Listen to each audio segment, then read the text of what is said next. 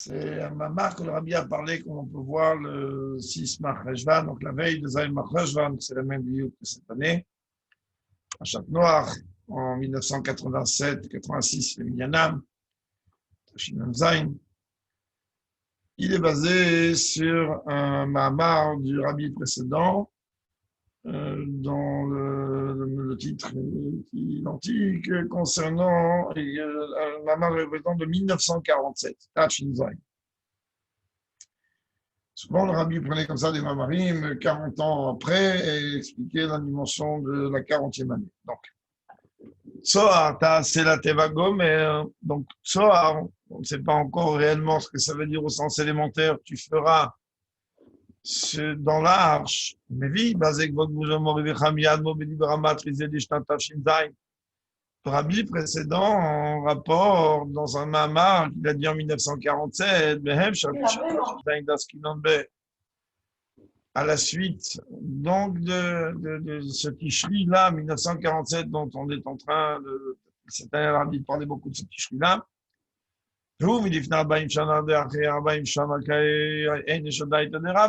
Donc, c'est un mamar qui avait été dit à l'époque 40 ans avant.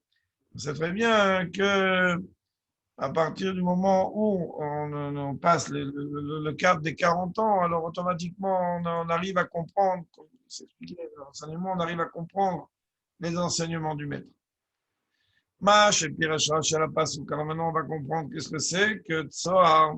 Tout simplement ce que Rachid vient de dire concernant ce verset-là. Yesh omrim chalon, yesh omrim eben tova hameir alaim.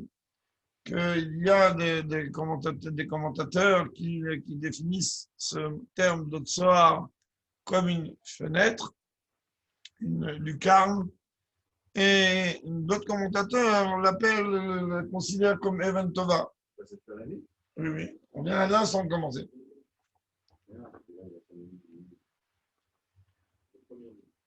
Et donc, on a expliqué maintes fois que le débat qu'il y a ici pour déterminer qu'est-ce que ça veut dire le terme Tsoar. Dans tous les cas, on comprend que la dimension de Tsoar, c'est apporter, d'ailleurs le mamar est beaucoup basé sur ça, apporter de la luminosité, tout simplement, éclairée. On va le voir. Donc, il y a deux opinions. Soit c'était une lucarne, soit c'était une pierre précieuse qui illuminait. Luminosité, c'est pas une petite lucarne. Oui, pas toute, même une pierre précieuse. Dans les deux cas, il y avait un ignan miraculeux, mais quand même, il y avait Avodat Adam, il y avait quand même le travail de l'homme.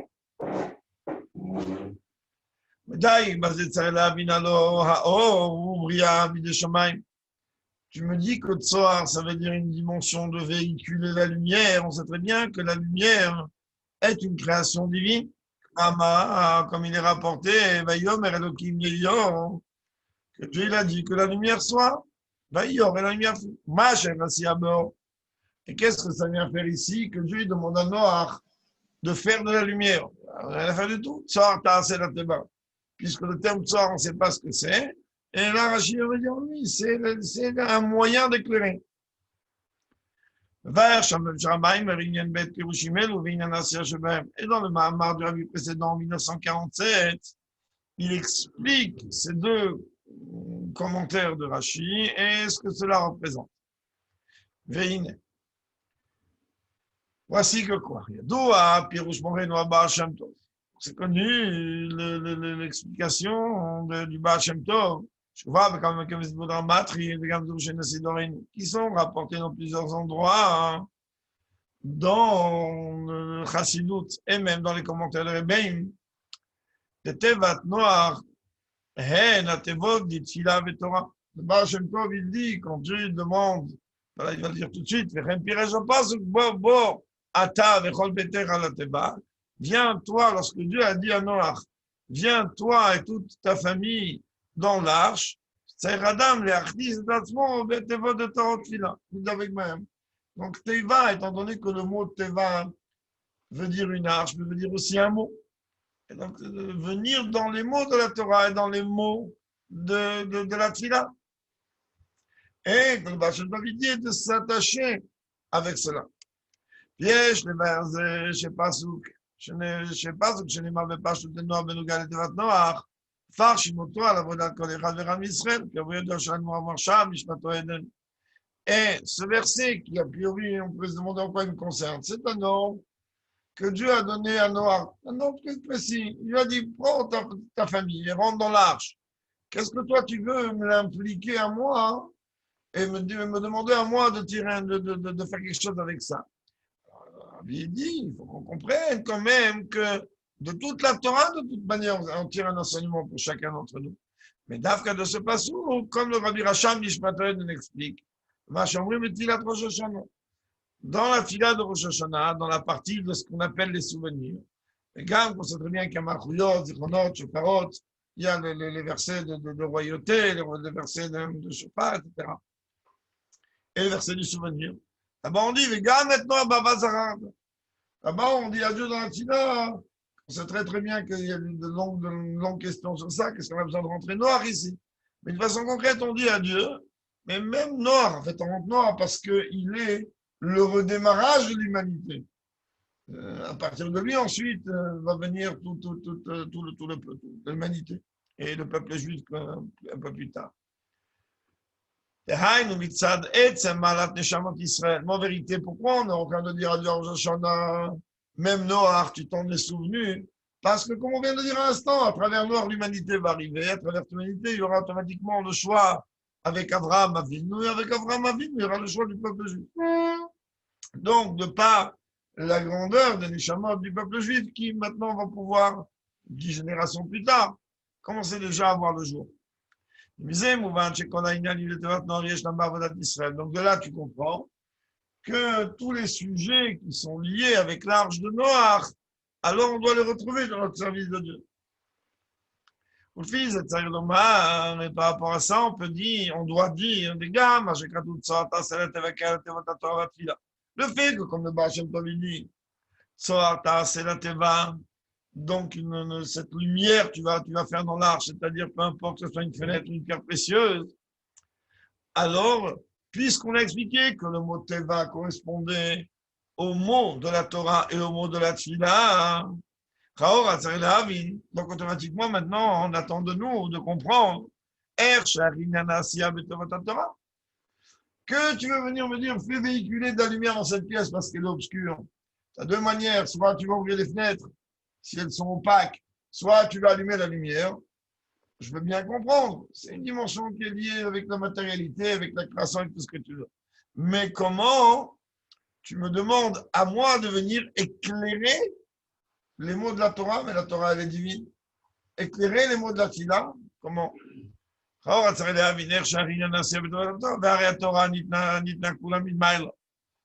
elle a été bien en haut. Elle a été donnée d'en haut. C'est marqué du ciel, je vous ai parlé. Du ciel, tu as fait entendre ta voix.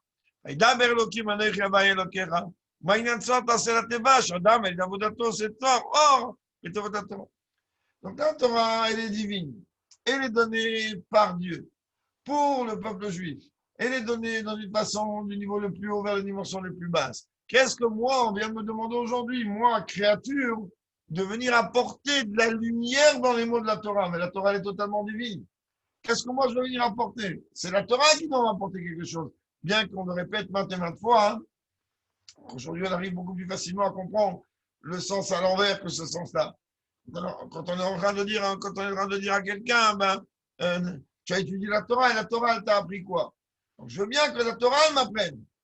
Alors, à partir de là, quand même, comment on me demande à moi de venir éclairer et d'amener la lumière dans la Torah? C'est l'inverse. La Torah, elle est faite qui venait mise avec Torah. Or, la lumière, la Torah elle-même, elle est lumière. Comment tu me demandes à moi, Tzohar Ta'aseh la Teva? Comment tu me demandes à moi de venir illuminer cette Torah? Vénéadoua. À Pirouge, le passage de Tzohar Ta'aseh la Teva, c'est connu. La façon d'expliquer, le verset Tzohar, tu feras dans l'arche. Deïnyan Tzohar Ta'aseh la Teva. Ouh, je vais tri là. Hayak, Zardin Min Maïla, il faut d'abord comprendre que d'abord il y a un décret sur le déluge. On revient un petit peu sur la sikha, un petit peu, quand on a parlé dimanche. C'est-à-dire, il y a un décret. Le décret, il est que Dieu il va envoyer le déluge. Et quand il est en train de demander à Noach, Tsoar ta'aseh la teva, le rabbi il dit, ça veut dire tout simplement qu'il est en train de demander à Noach de transformer Midat Adin vers Midat Rachamim. C'est-à-dire tout simplement, tu vas maintenant agir pour changer ce décret, voire l'annuler. Et d'ailleurs, le rabbi dit, c'est pas compliqué. Tu vas faire quoi? Min tsara tsoar. Le déluge, c'est un malheur, c'est tsara. Et c'est les mêmes lettres. Tu vas t'arranger, toi, Noach, à faire permuter les lettres, donc à faire Midat Adin, que c'est lié avec tsara, vers Midat Aramim, que ça c'est tsoar de la lumière. Non, même dans la Torah, il écrit son vav. Parce que pas toutes les lettres, pas tous les mots, ils ont besoin d'avoir un milouille ou pas un milouille. D'ailleurs, quand il y a un milouille, on se pose la question. À la base, les mots, ils n'ont pas besoin forcément que les voyelles s'expriment d'une façon dévoilée. Quand la voyelle, elle s'exprime d'une façon dévoilée, alors des fois, on se pose la question. On sait très bien que c'est marqué, par exemple, 6 fois Yaakov avec un vav. On connaît un petit peu le dossier. Et donc, on se demande, mais pourquoi Yaakov, il écrit sans vav? Qu'est-ce qu'il rajoute avec un vav? On dit, ça, ce sont les 6 nékoudotes qu'il a pris à Eliyahu Navi pour avoir la Géoula. Bon. C'est-à-dire que d'après, quand il y a un milouille, on se pose la question. Quand il n'y a pas de milouille, ou bien lorsque un mot, milchatrila, d'après, comme on l'a expliqué un petit peu hier, avec le lignan de ce que le mot il véhicule, alors il est écrit les chatrila avec un milouï vav, alors quand il n'y a pas, il veut automatiquement t'annoncer qu'il y a que ce manque-là, il veut venir montrer, comme c'est marqué, alors on a enlevé le vav pour dire que. Donc il y a un enseignement, mais à la base, il n'y a pas une nécessité.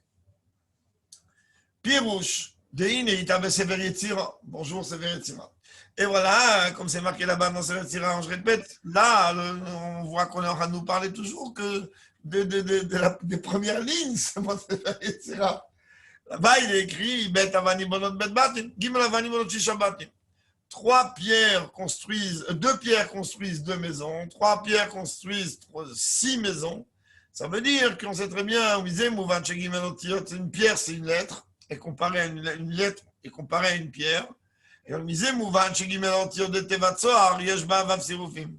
ça veut dire que lorsque tu prends la lettre Tzadik Hei Resh, et là, 6 permutations. Le rabbi dit quand même, entre parenthèses, ça fait des années qu'on essaie de se casser la tête à comprendre ce que le rabbi dit ici clairement. Le rabbi dit que Noda, Shechamishat Zirufim Yeduim, Vatziruf Hashishi Lo Yadua. C'est-à-dire que c'est pas qu'on ne sait pas quelles sont les permutations, mais il y a 6 permutations, il y a 3 lettres, forcément 6 permutations. Mais le rabbi, il dit, il y a 5 qu'on est capable d'expliquer et une 6e qu'on n'est pas capable d'expliquer. Il y a une relation. Bon, maintenant, ce n'est pas le but du Mahama. Je sais que pendant un bon moment, je me suis cassé la tête là-dessus, mais je suis arrivé à la même conclusion.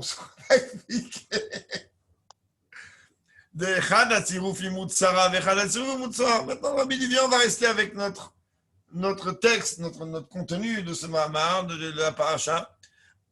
Une des permutations, elle est Tsara, un malheur, Dieu préserve. Et une autre permutation, elle est Tsoa, une lumière. Et le but, il est quoi? C'est de prendre la dimension de malheur, donc Midat Adin, la transformer en Tsoar, la transformer en lumière. Et comme on a dit tout à l'heure, que Bo et la Teva, ça veut dire vient dans les mots de la Torah et de la Tfila. Alors maintenant, on va essayer de comprendre qu'est-ce que ça veut dire faire la lumière là-dedans. Ça va plus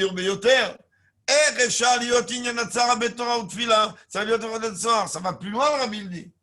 Tu viens de me dire que Tsara, c'est Midat Adin, c'est la dimension de malheur. Tsoar, c'est quelque chose de lumineux, Midat Arachamim. Tu m'as dit tout à l'heure que Teva, c'est les mots de Tfila et les mots de Torah. Comment que la Torah et la Tila soient lumineuses, je veux bien. Mais comment tu veux parler de malheur dans les mots de Torah, les mots de Tila, comment tu parler de Tzara? Comment tu vas faire la relation? Car tu me demandes de prendre une situation tirée donc des mots de la Torah et de la Tila et de la transformer en quelque chose de différent. Arbi ou Raïniano. Mais l'explication, elle est comme ça. Dene Yadoua, c'est connu. Dagav, quand le rabbi dit c'est connu, je vous garantis que c'est pas si connu que ça. Mais bon, de même que la Torah tout entière est appelée Shmotav Shalakadosh Baruch. Venim Shiramin Ma'alakana. Et elle est les projets de nom. Ça veut dire que la Torah est appelée les noms de Dieu. On sait très très bien que si on prend la Torah tout entière, elle est faite pourquoi cette Torah? Cette Torah, elle est faite pour dévoiler Dieu. C'est pour ça qu'on dit que la Torah, entre autres, tout entière, elle n'est que les noms de Dieu. En vérité, toute la Torah en bloc, c'est que des codes. Et c'est que des codes qui sont liés avec la permutation du tétragramme de 62, du nom de Dieu de 72 lettres. Et ça donne une Torah terrestre avec tel qu'on a, ça donne une Torah d'un autre niveau, comme on a parlé un petit peu hier. Donc il faut que tu comprennes que là, vraiment, la Torah tout entière, c'est que... Maintenant, c'est quoi un nom? Pour expliquer ça d'une façon encore beaucoup plus simple qu'on vient de l'expliquer. Le nom, c'est une étiquette pour l'extérieur. Donc quand on est en train de me dire que la Torah a coulage pour Tav Shalakadosh Baruch, c'est-à-dire la Torah tout entière, elle n'est qu'une étiquette pour venir présenter Dieu à l'extérieur. Sinon on peut dire ainsi. La Torah coula, en plus, puisque la Torah elle émane de Dieu, alors toute la Torah entière, peu importe la lettre, peu importe le mot ou le verset, elle représente une sainteté, mais pas une sainteté telle que l'humain il va concevoir la sainteté, une sainteté qui est liée avec la véracité, une véritable sainteté. Et aval mikol makom, et donc de là tu as un vrai problème. Si la Torah elle représente les noms de Dieu, donc un dévoilement de Dieu, et qu'elle représente une sainteté véritable, comment tu peux voir ici quelque chose de négatif, de tzara, tzohar, comment ça marche? Mikol makom, afsharata lemata ibofen kaze shesh bam didav agbala. Comprends que la Torah telle qu'elle est en haut, ce n'est pas du tout la Torah telle qu'elle est en bas. Tu vas me dire, mais tu es fou quoi? Mais la Torah, elle ne bouge pas, elle ne change pas. Oui. Seulement, est-ce que tu as les bonnes lunettes pour lire, comme on a parlé un peu hier? Est-ce que tu es capable de décrypter les lettres? Est-ce que tu es capable de décrypter l'ordre de lettres? C'est-à-dire de décrypter tout ce qui est décrypté dans cette Torah terrestre? Non. La preuve est que la Torah terrestre, elle contient une bdida ve'agbala. Elle a oui des limites. Elle n'est pas aussi grande que la terre, n'est aussi large que les eaux. Ça veut dire quoi? Elle n'est pas. C'est pas qu'elle n'est pas à son origine comme ça. À l'origine, la Torah, elle est divine. Donc, automatiquement, nos limites.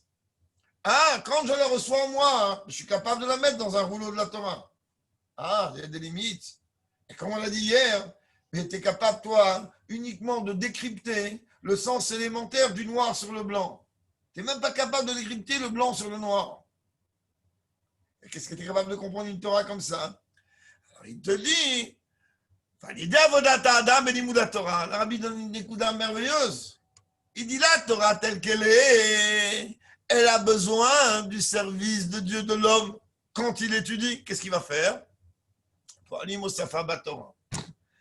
va venir, si l'on peut s'exprimer ainsi, à entraîner un rajout dans la Torah. Attention au terme quand on dit rajout. Il n'y a rien à rajouter. La Torah, on peut dire l'autosif, l'otigra.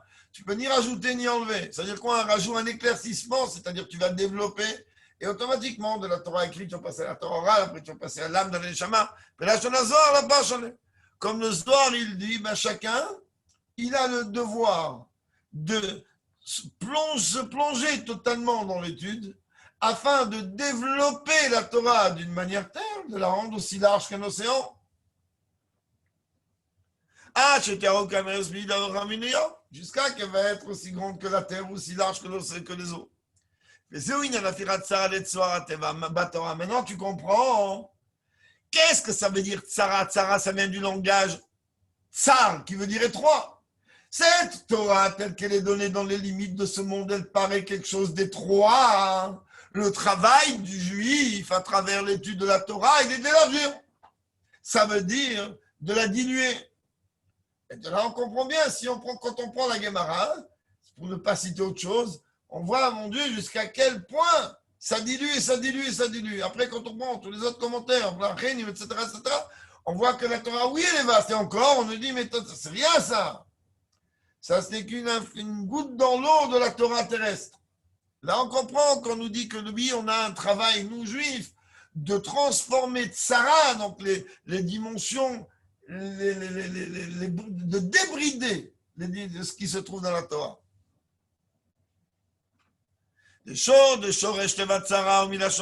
Parce que la racine du mot Tsara vient du langage étroit, Makom Tsaromugba, quelque chose donc d'étroit et de limité. Et par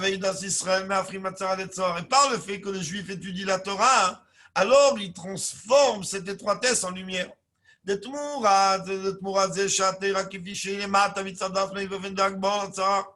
fait qu'en échange de cette Torah, qui elle, lorsqu'elle est habillée en bas, alors elle s'habille dans les limites de ce monde, et elle est considérée comme Sarah, Poalim,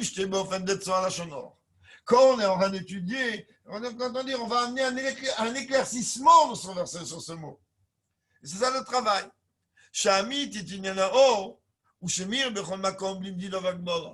Parce que qu'est-ce que c'est que la véracité de la lumière? La lumière, elle est là, son rôle, il est d'éclairer sans aucune limite. Et en vérité, il y a une autre Nekuda qu'on peut rajouter ici. C'est pas que moi je vais rajouter sur ce que le Rebbe dit, mais juste amener un autre éclaircissement. Qu'est-ce que la lumière, elle fait quand on fait rentrer de la lumière quelque part quand il y a la lumière? Elle ne crée rien, elle n'engendre rien, elle ne fait que dévoiler ce qui n'était caché. C'est ça le travail. C'est ça le fait d'étudier. Tu ne vas pas, toi, innover, même que tu es même si toi, tu es quelqu'un, effectivement, qui va être capable d'innover beaucoup de choses. Tu n'as rien innové, on te dit, mais toi, il t'est donné à Moshe. Pourquoi? Parce que tu vas mettre de la lumière dans les mots de la Torah. Donc, tu vas faire que dévoiler ce que Moshe a déjà reçu. C'est bien, on va te donner une médaille, même s'il faut pour ça. Mais comprends que c'est ça le travail.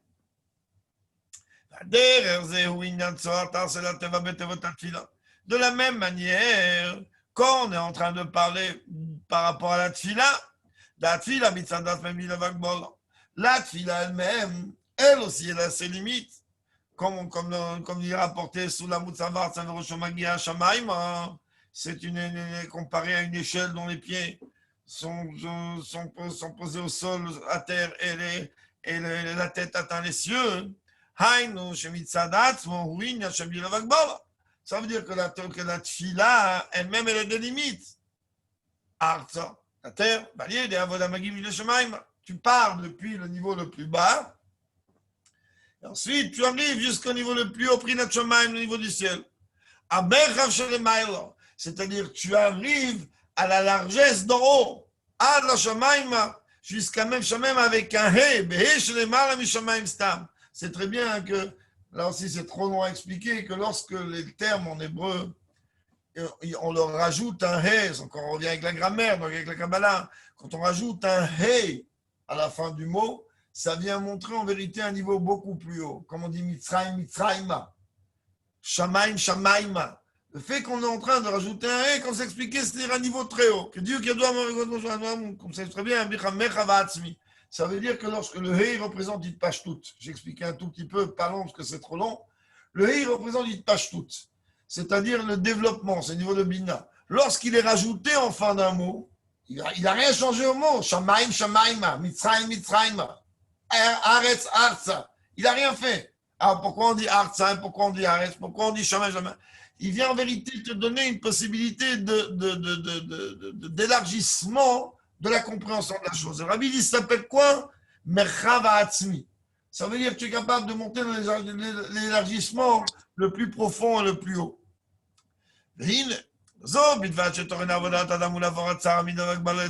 En vérité, tu t'aperçois que quoi? Hein? Non seulement que l'essence même du travail de l'homme dans ce monde, il est de transformer les limites Sarah en Tsoar, en luminosité, et là, on dit plus que ça. Chaque balatzma, mais via Tagilu Shelmam Dilavakbala. Ça, c'est tout le but. Comme on sait très bien, il y a la lumière, c'est très bien. Et il y a un niveau beaucoup plus haut qui est la transformation de l'obscurité en lumière. Donc le Rabbi, il dit, le travail de l'homme, il n'est pas seulement d'amener de la lumière.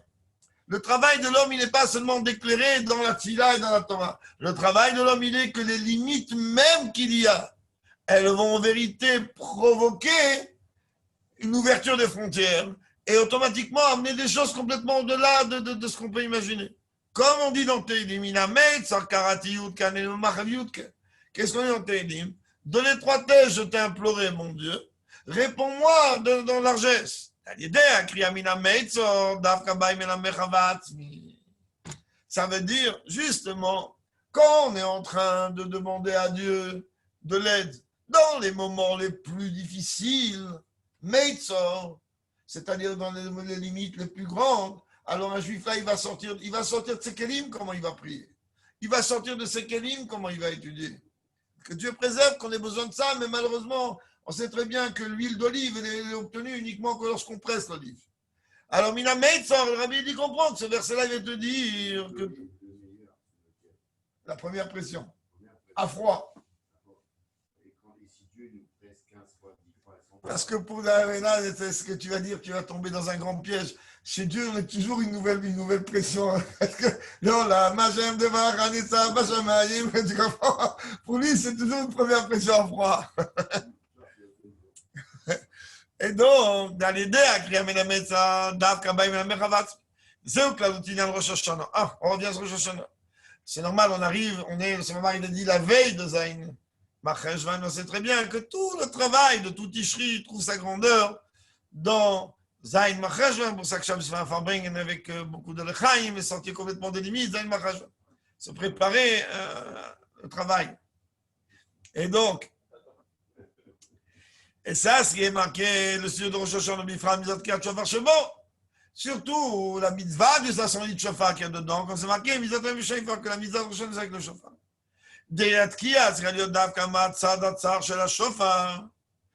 Qu'on a un chauffard. D'où on doit sonner le chauffard? Du côté droit. Alors ça peut vous faire rire ce que le Rebbe dit ici. Mais si vous ouvrez Shulchan Aruch, que ce soit un Maran, un Bet Yosef, un Terebe, il n'y a pas de différence dedans, tu vas te savoir qu'il y a tout un séif entier pour t'expliquer que oui, on doit sonner du côté droit. Là-bas, alors il prend même le cas de quelqu'un que lui, il est moumché. C'est un grand spécialiste. Parce qu'il faut comprendre que le Kiat Shofar, le Ikar, il est un son, Kol Pachout. On s'en fiche, tu n'es pas un chanteur ici. Sortir un son, qu'il soit aigu, grave, l'homme est jamais. Imagine-toi maintenant quelqu'un, il est moumpré, il arrive à prendre un chauffard et à sonner du côté large. Il va sonner peut-être un son encore plus. Il n'est pas quitte. Non, le Shulchan Aruch, il dit, il faut voir, comment là-bas le terme précis du Shulchan Aruch, on l'a vu il n'y a pas très longtemps, parce qu'il n'y a pas très longtemps on a révisé cette loi-là, Derer Gidulo, c'est le terme Shulchan Aruch. Der Gidulo, c'est la corne, elle commence d'abord par le petit, ensuite, Der Gidulo. Alors, Der Gidulo, dans son par l'étroitesse. Alors, il te dit ici, il comprend que le sujet du chauffard, il est d'Afkalié, que ça, qu'on a Rav Shulchan Aruch. Zéou, il y a mina metzara na mechav. Qu'il faut savoir que on est en train de demander que Dafka de l'étroitesse vers la largesse. Dans les diamètres, ça je mettrai là-bas, mais la mechavat, que justement à travers cette étroitesse-là, on arrive à la largesse, la véritable largesse. Voilà, comme ça expliqué ailleurs. Les Ougaminian Shana, Shehi, c'est une marade en Rosh Hashanah, c'est là, bon, j'ai les références en bas, mais je ne les ai pas là. Je pense que c'est Rosh Hashanah. Là-bas, la Gemara, elle dit, Shana Shehireisha Vitrilosa, Mitachet Besofa. La Gemara, elle dit une année qui commence mal, elle finira bien. Donc il ne faut pas avoir peur du confinement qu'on a eu. Comme ça, il y a Gemara, maman, je t'achète. Une année qui est pauvre en début d'année. La Torah a dit, t'inquiète pas, l'année va se terminer. Voilà, cette année, si Dieu veut. T'as l'aider, les Chavitrilos, par le fait qu'elle va être pauvre, entre guillemets, au début. Minametz, donc de l'étroitesse. Elle devient automatiquement qu'elle s'enrichit À la fin, c'est la largesse. Et ce sujet-là, en vérité, on le retrouve à chaque Rosh Hashanah. Qui, Rosh Hashanah, je sais très bien qu'à Rosh Hashanah est agi dans le monde, toute une nouvelle situation, un nouveau monde. Voir כביור המועזק במגרש הקדש, שבכל שנים שעבור עליון חדש שלא היה מאיר עדיין אור עליון כזה, comme Rabbi l'explique dans Igrat HaKodesh, que chaque année à Rosh Hashanah réside, se dévoile dans le monde, s'exprime dans le monde, une lumière qu'il n'y a jamais eu auparavant. Et chaque fois qu'on lit cette phrase, je me répète, je répète encore et répète. On n'a pas idée qu'est-ce que cette phrase elle veut dire. Ça veut dire que chaque année à Rosh Hashanah, il arrive, c'est-à-dire que ce Rosh Hashanah, il n'y a pas si longtemps de ça, il y a une quarantaine de jours, alors même moins que ça, 35 jours. Ce Rosh Hashanah-là, en vérité, il y a eu dans le monde une lumière qui est descendue, que même dans le Beis Hamikdash, dans le Kei de chaque Kedoshim, il n'y a pas eu une lumière comme ça, puisque jamais il est descendu une lumière comme ça. Alors, il y a besoin de quoi? Il y a besoin automatiquement de recommencer encore cette dimension-là de Minametzor, de l'étroitesse dans la largesse. On sait très très bien que la tchouva d'hier n'est pas suffisante par rapport à aujourd'hui, etc. etc.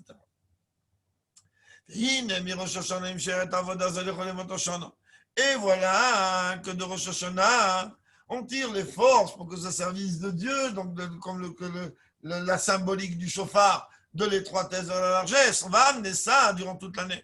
On va comme ça dans plusieurs endroits.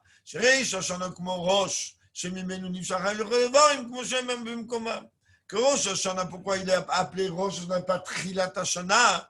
Tout simplement parce que Rosh Hashanah, il est la tête. De la même manière que la tête, elle permet à tous les membres du corps de recevoir leur vitalité, sans que le membre du corps, il va bouger de là où il est. C'est ça réellement ce qu'on attend de la tête. La tête, elle doit venir nourrir tous les membres du corps sans leur changer leur fonction, leur endroit, etc. C'est pour ça que chaque jour, même dans le quotidien, le travail commence avec une étroitesse de bitul de Kabbalah. Ça commence d'abord avec le jeu de bitul et de soumission à Dieu. Par le fait qu'on dit modani. Après, de ces modani qui représentent des termes dans lesquels il n'y a même pas de nom de Dieu, c'est une étroitesse, etc., etc. Après, on avance dans Avodat Tefila qu'à chaque jour. Même si la Tefila en elle-même, elle représente de par elle-même le sujet de l'acceptation du joug de Dieu, de l'acceptation de la royauté de Dieu sur nous. Mikol Makom, malgré tout, M l'homme du lit pas, c'est la méthode que Roche. Je me dis, mais la tefila, c'est ça. Et après, on me dit, mais non, tu ne peux pas venir commencer à prier uniquement que ce qu'on appelle, traduction basique qui ne veut pas dire grand-chose, la tête lourde. Ça veut dire la tête remplie de haïn wachna veshfelut. La tête, quand elle est lourde, alors elle se courbe. Ça veut dire que le travail, comme c'est marqué, que tout le travail, il n'est pas d'avoir ni mal à la tête d'une tête lourde, mais une nachna, c'est de reconnaître, d'aller devant qui tu te tiens. Comme c'est expliqué en plusieurs endroits et dans les dérouchim de Rabbi Rayatz.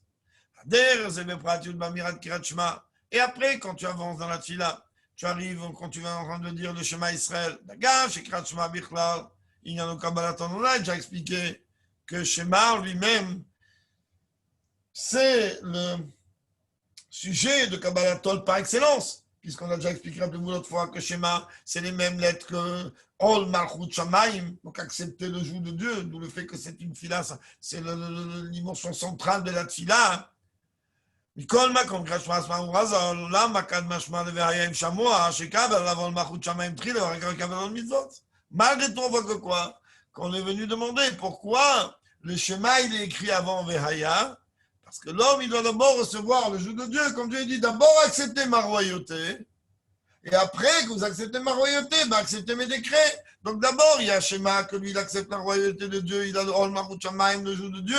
Après, il arrive à recevoir sur lui Ol Mitzvot, c'est-à-dire toutes les conditions pour faire partie de ce peuple qui est rattaché à ce roi.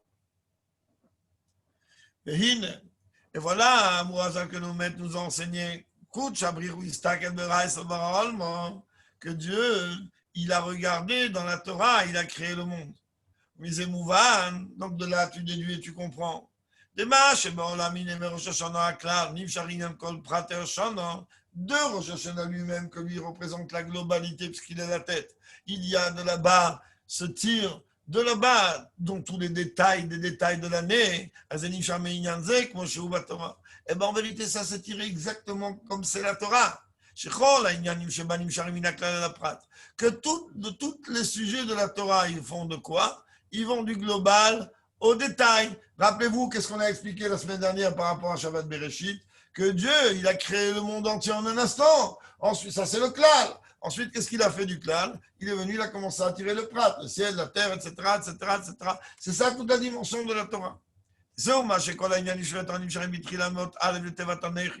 Plus que ça, on a déjà expliqué une fois que les deux premiers commandements, des 10 commandements, dans tous les 10 commandements, il y a les 620 mitzvot, c'est lié avec les 620 lettres qu'il y a depuis Aleph de Anochi jusqu'au Chav de l'Erech. Plus en détail, le premier commandement, je suis l'Éternel, ton Dieu, il représente les 248 mitzvot positifs. Là, il représente les 365 mitzvot négatifs. Mais encore plus que ça nous apprend encore une fois l'ampleur de la valeur d'une lettre. Et à raison de plus, quand c'est le Aleph, sur lui, on peut parler des siècles. Alors il te dit, il comprend que de la première lettre des 10 commandements, toute la Torah entière, elle a été tirée. Et après, on peut aller même plus loin. Du Kotz, du Yud, du Aleph, toute la Torah, elle est tirée.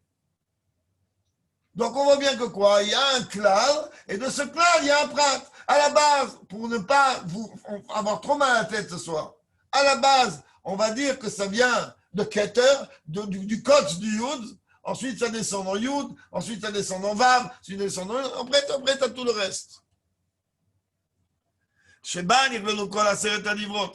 Donc, tu vois quoi? Le Aleph de Anochi englobe en lui les 10 commandements. Et dans les 10 commandements sont inclus toute la Torah écrite. Mais maintenant, la Torah n'a pas été donnée comme ça. Elle n'a pas été donnée uniquement cassez-vous la tête. Elle a été donnée aussi même la Torah orale. Ce qu'on appelle tout à l'heure, jusqu'à même quelqu'un de 2000 ans après, 3000 ans après, il est capable d'être Mechadesh quelque chose. On dit, ok, tu n'as fait que dévoiler ce qui a déjà été donné. Mais c'est bien, tu as eu un mérite. Moi, je ne vais pas mentir. C'est pas, et tout ça, toute cette Torah entière, tout ce développement, tout ce diluement, il provient de Aleph d'Anochi jusqu'à même plus haut que ça, le Kotz de l'Aleph. Jusqu'à même le Kotz du Yud du Aleph. Mais il y a encore plus haut que ça. C'est ça la force de Chassidut. Les dimensions qui sont complètement au-delà de Keter, au-delà de tout ce que toi tu peux venir définir de l'être ou parce qu'encore quand tu es en train de parler du Aleph, ou tu parles du Kotz du Yud, tu es en train de parler des choses que tu es capable de palper. Tu vois un Aleph, tu vois une forme, tu vois un Kotz, tu vois. Il dit, mais il y a encore beaucoup plus haut que ça. Jusqu'à arriver à quoi? À Marshava, K'nouma, d'Adam Kadmon. Jusqu'à en vérité arriver à ce que l'on traduit au sens basique, la pensée première de l'être antérieur. Dieu n'est pas un être et Dieu il n'est pas appelé Adam, mais quand on est en train de dire que Israël a l'ouvre Marshava, quand on est en train de dire que le peuple juif il est monté au niveau de la Marshava, c'est-à-dire que Adam Kadmon il représente l'idée, si l'on peut dire, chez Dieu de la création de l'homme. On a déjà expliqué qu'on ne sait pas pourquoi Dieu a voulu cet homme, mais d'une façon concrète, c'est ce qu'on appelle un Marshava K'douma d'Adam Kadmon. Pourquoi? Dans une Marshava, sauf Marseille, mais Marshava Trila, dans une pensée, il y a déjà tout. Après, tu as besoin d'un ingénieur. Toi, tu sais que tu veux un palais. Mais dans la pensée de Dieu, on va voir que ça va beaucoup plus loin, si on peut parler Bichlal de penser comme ça chez Dieu. Mais dans l'idée, il y a déjà tout à l'intérieur. Tout, jusqu'à l'avenue de Mashiach et après l'avenue de Mashiach avec Roulon. Tout ce qu'il y a dans le monde, et pas seulement dans le monde, dans les mondes, il se trouve en vérité dans cette marshava Gdouma, dans cette marshava antérieure d'Adam Kadmon. Mais qu'on comprenne bien que, puisque le but, il est la création de l'homme, Donc ça englobe toute la création des astres, des mondes supérieurs, des mondes inférieurs, toutes les ignanim qu'il y a de Orensov et de tout ce qu'on veut parler pendant des siècles. Et là, il vient ramener une écouda qu'on va voir dans Shairut Vaimuna. Et on a parlé un peu hier de ça. Il dit attention, ne va pas te tromper. Dieu, c'est pas l'artisan. Une fois qu'il a fini de fabriquer la chose, elle est déconnectée de lui. Il te dit attention de venir imaginer que elle était au début, Breshit bara Elokim, elle était au début dans la marchava d'Adam Kadmon, et après non. Et après dire mais non, maintenant quand Dieu il a dilué, de la même manière, si tu prends une caisse, tu mets tout dedans. Après, tu es en train de vider la caisse et de passer les choses partout. Dans la caisse, elle est vide. Oui, ça marche dans la matérialité du monde. שאין הכוון שבזה שהיו תלויים בעבר מחשבה הגדולה ומשאים כפרטים כבר לא נמצאו עניין בכלל, אלא שגם עכשיו, c'est ça la réponse qu'on te donne par rapport au Katit, הרי הם כלולים במחשבה הגדולה כאן מאוד בכל רגע ורגע. Même maintenant, tout se trouve dans la marchava d'Adam Kadmon. דרך תורת הבעשת, רגע ורגע ניתה וכל עולם כולו מאין יש מאין גמור יש גמור, parce qu'à chaque instant, לעולם השם דבר נצא בשמיים. À chaque instant, le monde comme s'il vient d'être créé ex nihilo.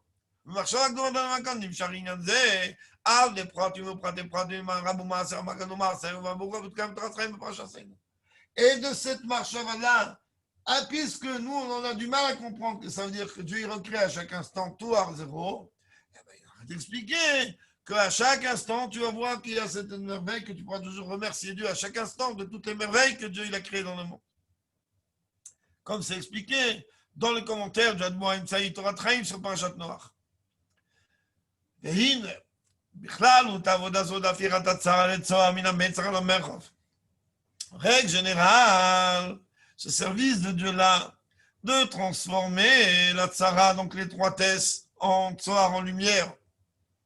Donc de l'étroitesse de la largesse, yesh beisophanim. Il y a en vérité deux méthodes, deux façons. Il y a une façon du haut vers le bas et une autre façon du bas vers le haut. Et c'est ça en vérité les deux commentaires, les deux traductions du terme Tzohar. Comme il dit Rashi, il y en a qui disent que c'est une lucane, et il y en a qui disent que c'est une pierre précieuse. De chalon, c'est quoi le travail d'une fenêtre? C'est quoi une fenêtre? La lumière, elle existe déjà dehors.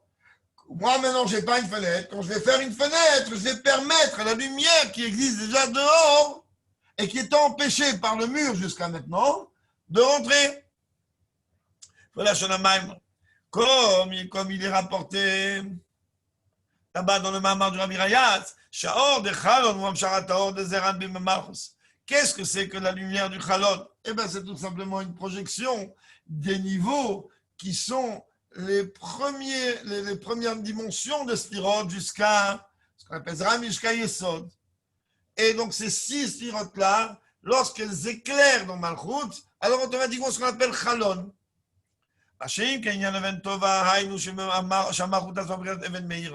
Alors qu'Even Tova, c'est qui? C'est Malchut. Parce qu'Even Tova, c'est quoi? Elle est venue prendre de quelque chose qui existait déjà. Et tout ça, c'est très joli, le Rabbi dit, mais dans notre travail concret, c'est tout simplement les deux dimensions de travail du peuple juif. Alors, le premier, Chalon, il est lié avec Asarat Amuna. Je viens en vérité casser le mur de manière à faire une fenêtre, à permettre à la lumière de rentrer. Ça, c'est Somera, éloigne-toi du mal. Et à cet faire le bien, c'est Even Meira. Even Tova. Et en vérité, plus en détail, c'est les deux façons dont on a parlé, les deux modes d'évolution dont on a parlé tout à l'heure. Il y a une évolution que tu obtiens par une projection du haut vers le bas, que ça c'est l'étude de la Torah, puisque la Torah elle a été donnée d'en haut vers le bas. Dans les mailles, la tfila et l'élévation que tu obtiens à travers le sujet de tfila, puisque la tfila, comme on l'a expliqué, c'est comme une échelle dont les pieds sont posés à terre et le sommet atteint les cieux. Et ces deux dimensions-là, on attend de nous d'y mettre de la lumière, c'est-à-dire Taasé Dafka. On me demande de vrai. Il y a déjà les mots de Torah, il y a des mots de Tfila. Dafka, dans un des sarim du Rav Shtenza, sur la Tfila, il rapportait des inanimes tellement profonds en train d'expliquer que si on avait idée que toutes les kavanotes de tous les plus grands maîtres, pour prendre la Risa, pour prendre Rabbi Shimon Bar Yochai, pour prendre qui tu veux, toutes les kavanotes de tous ces géants, c'est rien devant les kavanotes qu'ils avaient à Chedes Agdola quand ils ont mis les mots de la Tfila. Mais on n'a pas idée, on prend un livre, on lit. Ah, après, peut-être un jour, on étudie un peu plus, on dit, tiens, mais ce mot, il veut dire ça, mais ça, ce passage veut dire ça. Alors, on éclaire petit à petit. C'est ça qu'il a de dire ici, mais on attend de toi un travail. Tzohar ta'aseh, fais, avodat hamazeh. Sheyem ina metzar ala merchav. Alors, tu dois sortir de l'étroitesse d'un geste. La tfila, tu la comprends pas? Encore un shiur, encore une tfila, encore une ékouda. Sheyem ina metzar ala merchav, ça doit être toujours de l'étroitesse d'un geste. Moi, le pasuk de mina metzar, je te donne d'autres karati dafka. Là-bas, quand tu dis le pasuk, qu'est-ce que tu dis à Dieu? Mina metzar, karati. Je t'ai imploré, je fais un travail, c'est moi qui viens vers toi. Avec de ça, dans le travail de l'homme. Et c'est ça qu'on sait très bien que l'étude de la Torah, elle est précédée par la bracha de la Torah. Baruch Torah Tril, comme c'est marqué qu'on ne peut pas étudier s'il n'y a pas la bracha de la Torah. Ça veut dire quoi? Quoi il sert la bracha? Bon, c'est très bien que le mot bracha veut dire les avrir, et mamshir. Ça veut dire quoi? Il y a, le Rebbe a dit une fois qu'il y a des gens qu'ils étudient la Torah, mais ils oublient celui qui l'a donné. C'est-à-dire, c'est tu es devenu un homme tellement intelligent que tu as réussi à comprendre une diouk dans une Gemara, peu importe quoi, tu as oublié que ta connexion. Alors, pour ça qu'on dit que d'abord, il faut faire le bras sur la Torah, de comprendre qui c'est qui te l'a donné cette Torah. Noten, pas Nathan, il ne te l'a pas donné il y a 3000 ans. Il te le donne aujourd'hui. Et donc, on a besoin donc de projeter, si l'on peut dire, c'est Biki dans la Torah, donc Dieu vers l'homme. Non, c'est plus que ça. Cette bracha de la Torah, elle a été instituée par les gens de la grande assemblée. Maaseinu, ça veut dire quoi? C'est lié avec le travail Maaseinu Bavodatenu. Derrière ces tfila, pareil dans la tfila d'Agam, les tfila mitzadas paminyanah le bioter. Même que la tfila de par elle-même, elle représente un sujet extrêmement haut, extrêmement grand. Si on arrive réellement à prier comme il faut et qu'on arrive à faire ce que la Torah attend de nous, alors on va arriver comme un serviteur face à son maître. Mais quand on va construire le Bagdam avec de son mitzvot, on sait très bien hein, que Nachol Nomar, comme il dit là-bas le Harizal, Nachol Nomar que le Matfila, l'importance de dire donner d'abord la tzedaka avant un pauvre, comme Rebbe ramène dans Yom Yom, comme le Tzemar Tzedek, lui, il courait, il cherchait le matin où s'il n'y avait pas quelqu'un qui pouvait donner la tzedaka.